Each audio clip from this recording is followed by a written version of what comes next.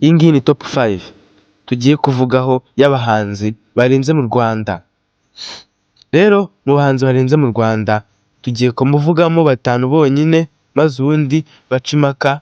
Abo batanu nibo bazakubwira uwa mbere, ukajya umenya izina ry'umuntu wa mbere mu Rwanda muri 2026 kugera muri 2027. Tugiye kubirebera hamwe. Wowe icyo usabwa ni gukora subscribe no gukanda like no gusharinga ino video. Umuhanzi wa gatanu buriya ni Kivumbi King.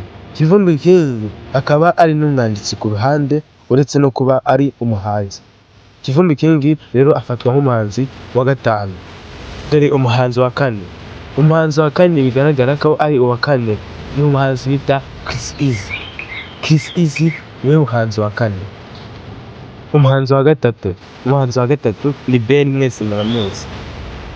Nubwo abantu we na Bruce Melody bamaze iminsi bari aho bari mu matiku, buriya ntabwo nubwo ari bo ba mbere.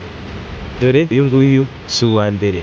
Reka tuze turebe niba basi Bruce w'amagambo menshi ndetse na Ben w'amagambo, turebe niba basi arimo umwe wa mbere.